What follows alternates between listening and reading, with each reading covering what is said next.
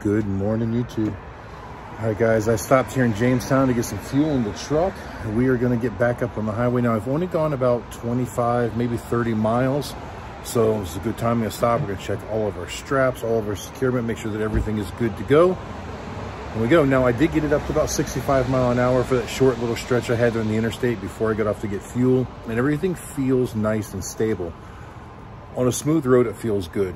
When I hit the bumps, I can definitely feel it pogo in the back of the truck, but I don't think I've got any, weight management problems. I think the weight is where it needs to be. However, I can tell that the axles are kind of pitched out a tiny bit, so we are probably a little heavier than we should be. So most likely, I'm just going to take it easy on this trip. Go slow.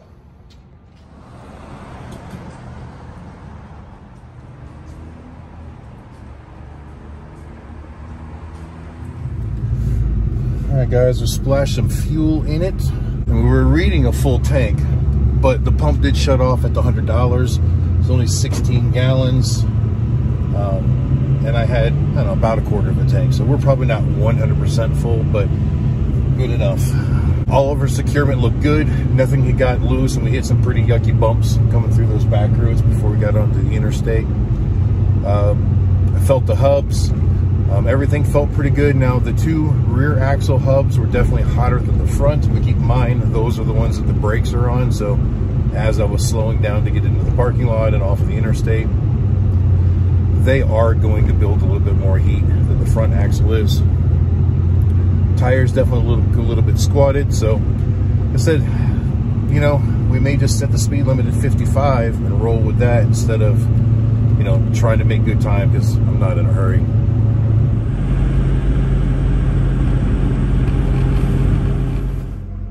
All right, guys, we are currently at the TA Travel Center in Kingsville, Ohio. So we're just over 100 miles into our trip. I stopped basically just for a restroom break, get some more coffee. But I noticed the fuel price here was fairly low, like 70 cents lower per gallon. Yeah, than what I paid for back in Jamestown. Remember, we didn't fill all the way up, so I was only down to half tank. Again, didn't really need fuel, but I know it was a little bit cheaper here than it was further down the road. And really, I'm just hoping this one tank will get me back to that Buc-ee's there in Kentucky where it was cheap again. And then hopefully that tank of fuel will get me home, or at least most of the way home. Because, yeah, remember at Buc-ee's, it was $3.93 a gallon. Up here in Jamestown area, it's $5.99, $5.89, $5.79. But, yeah, it's just shy of $6. Here, it was only like $5.18, $5.13, something like that. So, I'm not going to get cheap fuel, but just want to get cheaper fuel.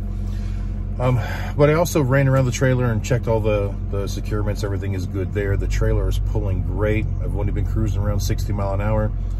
But that one hub was a little hot again. I can almost smell the heat. The tire's not hot, just the hub. So I don't know if maybe that brake is dragging a little too much, or maybe something with that bearing. So I think I'm going to pull the bottle jack out real quick. I'm going to get that wheel off the ground and just kind of inspect it and see. Don't know what's going on, but I want to, right now I'm in a parking lot. Better to inspect it now than on the side of the interstate if it fails. So we're going to go do that real quick. All right, guys, it was a little bit challenging, but I was able to get the jack underneath there and get it up. It's hard because the little bottle jack that I've got in the truck doesn't quite extend far enough to get that wheel off the ground because of the load spring equalizations, spring load equalization, whatever. You guys know what I'm talking about. So I fought with it using a strap to try to strap it up, and didn't work. Finally had to drive the trailer up into a block of wood and then put the jack under the actual axle, which I normally don't like to do because you're not supposed to jack up on an axle. But it's the only thing I could do to get that wheel off the ground. So I think now we're pretty much ready to roll. So I'm gonna run inside, wash my hands, and then I'm gonna pee one more time before we get on the road, and hopefully we'll be good. And well, because it's only 30 degrees out here, by the time I had fueled up, used the restroom, and then moved the truck to a different spot in the parking lot, the hub had cooled down considerably. Once I got the wheel off the ground, I spun it, it spun free, the bearings felt really good, but I did notice that the nut was kind of snug. Now, you guys remember when I put those on, actually, I don't know if I went over this or not, but when you set trailer axle bearings, You usually torque them down pretty good to set everything, and then you back the nut off so everything rolls nice and free. Well, it was a tiny bit tighter than I thought. So basically I backed the nut off one flat, 1/6 of a turn, put the pin back in it, and it spins nice and free. The bearings don't feel bad. So we're just gonna keep a close eye on it, and we're gonna roll out and hope that everything works good.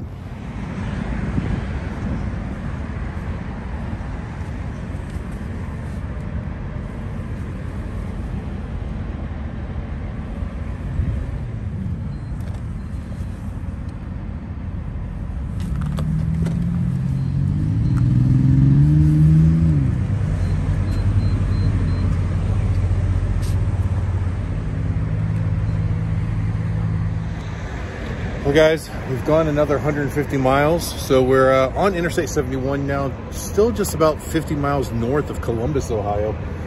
Had to stop and use the restroom again, and I figured it's a good time to check this. And you know, that one hub is still running warmer than the other three. I mean, it's not super hot. I mean, I can put my hand on it and I can hold my hand there for a good 5 seconds or so before it starts to get, you know, hot enough that it's not comfortable, but it's not like burning me or anything.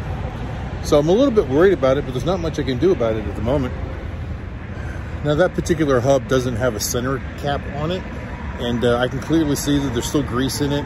It's not getting so hot that it's like melting the grease away or anything, but I don't know. We're gonna get back on the highway and hopefully everything works out well. Merge onto I-71 South.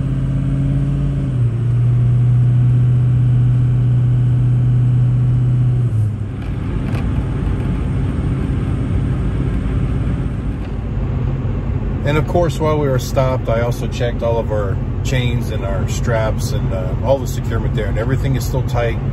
The tractor has not budged a single inch on that trailer. You know, it'd be kind of hard for it to. I mean, the thing is in gear. The parking brake is set. It's wedged in between the fenders, so just the friction of those fenders on those tires are kind of holding it, you know, plus all the tie down points. So speaking of which, the fenders, you know, I mentioned earlier that it looked like the axles were pitched out a little bit, and it's not. It's because it's pushing on this one fender that I have over here. So on the driver's side of the trailer, the left side of the trailer, I made that fender become removable, I don't know, 12, 13, 14 years ago, something like that. Because a lot of times when I was loading my Camaro up onto the trailer to take it out to the racetrack and stuff like that, once I got the car on the trailer, I couldn't get the door open because the fender was in the way.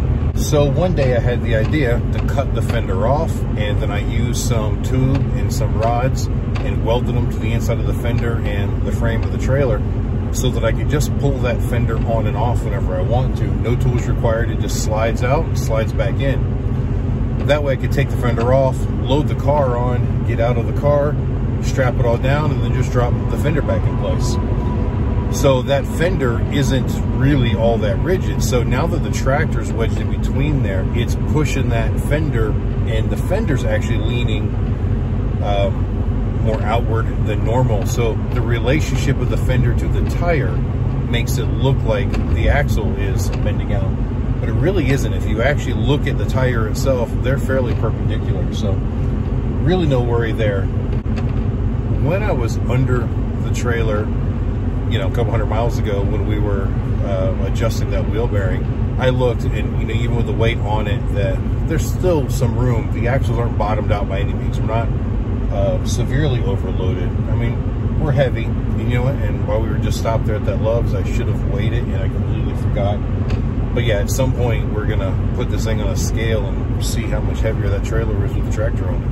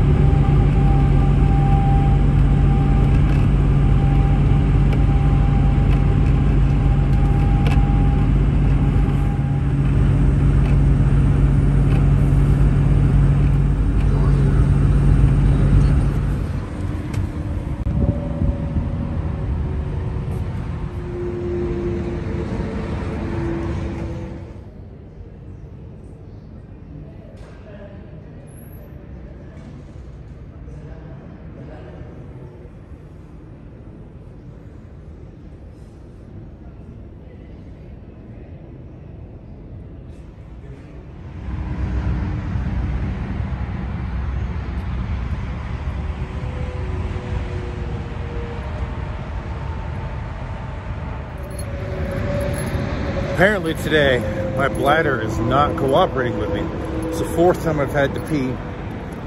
Anyway, we are still about 32 miles north of Cincinnati. So not too much longer. We'll be out of Ohio and into Kentucky. But the good news is this time, the way this rest area was positioned, it was an uphill to get to the off-ramp. So I shut the cruise control off a little bit early. I put it in tow mode and I used more engine brake than I did service brakes. And I pulled in here, so I just barely touched the brakes to bring it to a stop. And that hub is ice cold. So I'm thinking the heat that we were feeling in it was just from the brakes. So apparently the other side of the brakes aren't grabbing as good as this side of the brakes. I'll be honest, they're not working very well at all either way. So I'm really surprised at how much heat it was building when I can't even tell that they're working.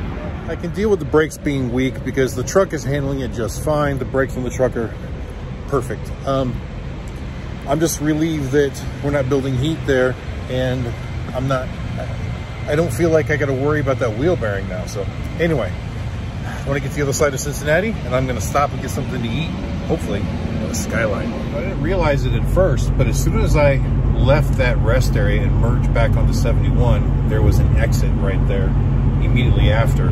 And it was the same exit that we stopped to spend the night on the way up on Thursday night, Friday morning. So didn't realize I was right there. Still about 25 miles from the state line, which is on the other side of Cincinnati. Like I said, I want some Skyline, and I've already passed 3 or 4 Skyline signs. But right now it is 2:23 in the afternoon. I don't want to be on this side of Cincinnati when rush hour starts. I know I've got a couple of hours, but like I said, we're still 20, because I'm only doing 60 mile an hour, so we're 25 miles away. So we're still 25 minutes from the state line, plus time to stop, eat, so on and so forth. I don't even want to get it close to that 3:30 or 4 o'clock. Anyway, I'd rather be on the other side of Cincinnati as it gets later so that I don't have to deal with as much traffic. Right now, there's traffic out, as you can see, but it's moving fairly smooth. And more popo. All right, we'll try to get some footage as we run through Cincinnati. You know, the footage hasn't been great today because it's just so cloudy and overcast, but we'll get what we can, and then we're gonna get some grub.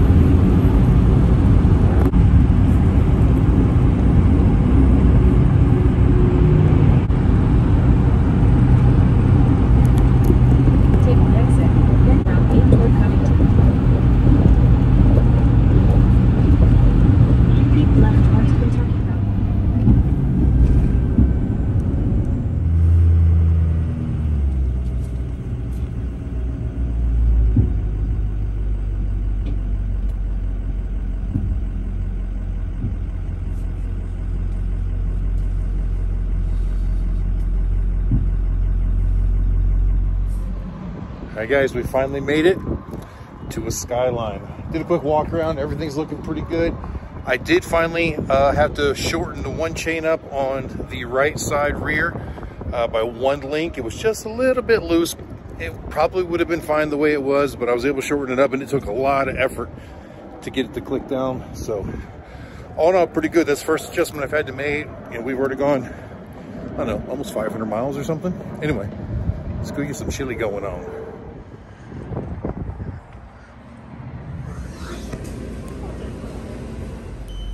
All right, got my Skyline fix taken care of. It is now about 10 minutes until 4 p.m.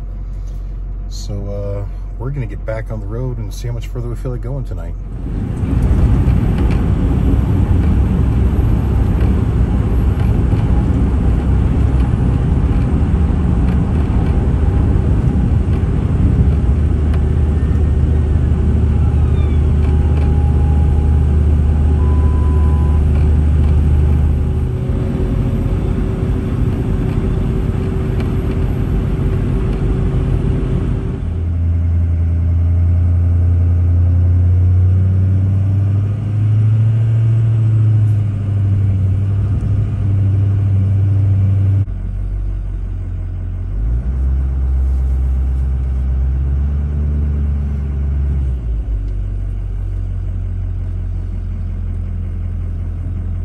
Guys, as you can see, we finally made it to the Buc-ee's just as the sun is going down. But check this out. I was getting a little nervous there for a little while.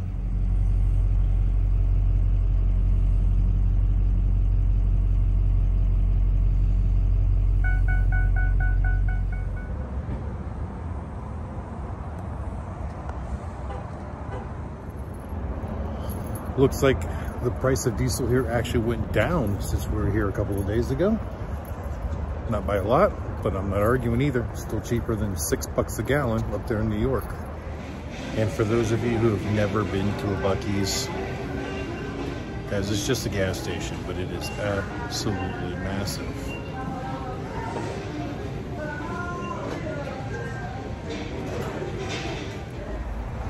All right, well, I didn't do too bad this time either. Only spent $23 inside the store. And it's just because I got half a pound of jerky. That stuff is expensive.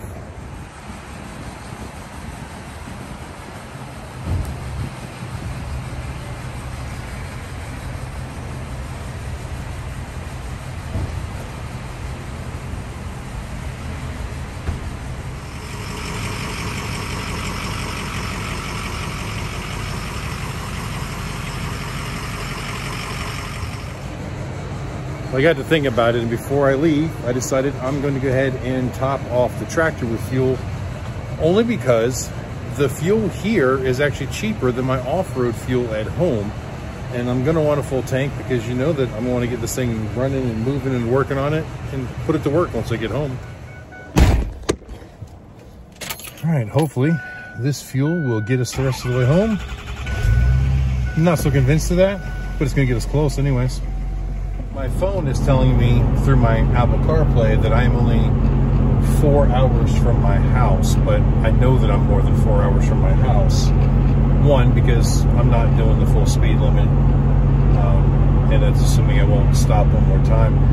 You know, like I said, it's after 6, so we've been driving for over 12 hours now, minus our lunch break and fuel stops, and pee stops, so on and so forth.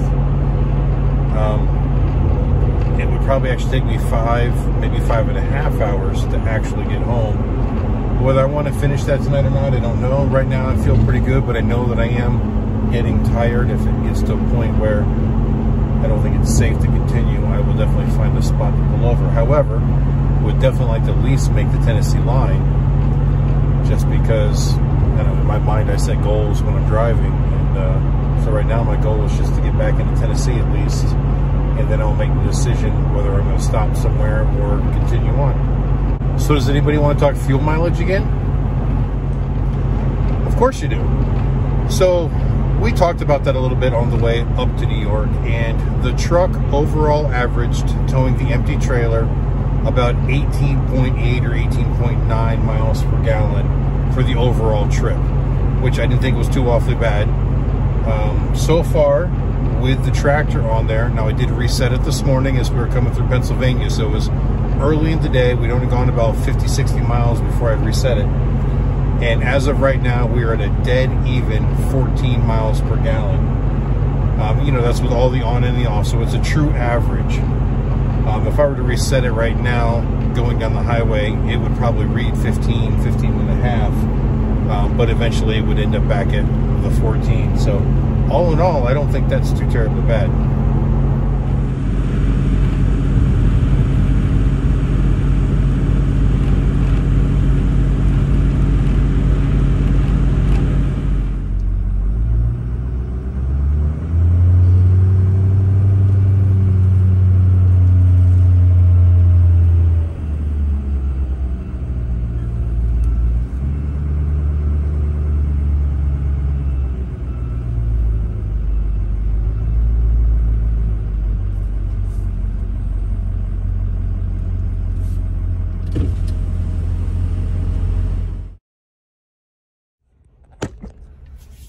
All right, so I stopped at this Flying J here, just south of Knoxville on I-75.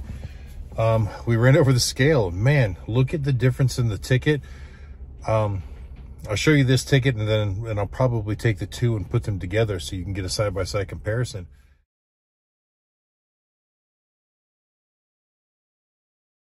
That tractor weighs almost 10,000 pounds. Now, keep in mind, that's with the bucket. And I did add fuel to it on the way here. I put 14 gallons of fuel in it. So 14 times, what, 6 pounds per gallon, whatever. We're not going to worry about that. And also, we've got that fork set that's sitting in the bed of the truck. So you can see that the steer axle is a little bit lighter now than it was before. But we've got over quite a bit more weight on the drive axle.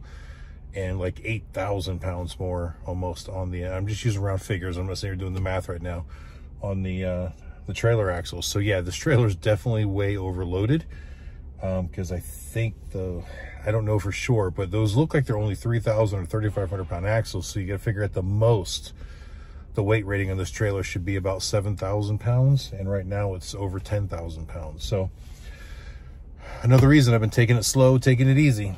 But this will hopefully be our last stop. We are only about 2 hours from the house, maybe a little bit over. So we're just gonna keep on getting. At the next stop sign, turn left. So we're gonna run through Sweetwater, where Gentry Sons Trucking is, all the way down towards Turtletown, and then run over to Murphy.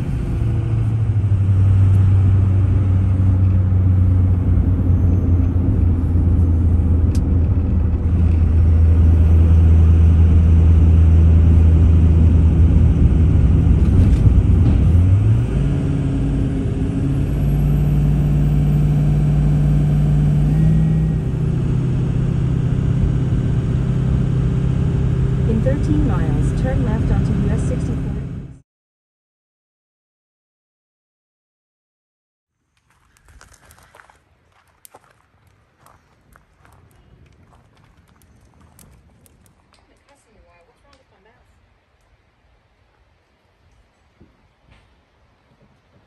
Terrible lighting. All right, guys, as you can see, I finally made it home. You know, 800 miles in one day is a pretty long day, especially having to go as slow as we did. But it's good to be home. Everything went pretty well, pretty smooth, and I'm just glad to be here. I'm probably not going to edit this video tonight just because it's so late and I'm tired, so I'm going to get a good night's sleep and we'll edit it tomorrow. So thanks for watching, guys. I hope you enjoyed it, and until the next time I see you, Keep those engines running. good night, guys.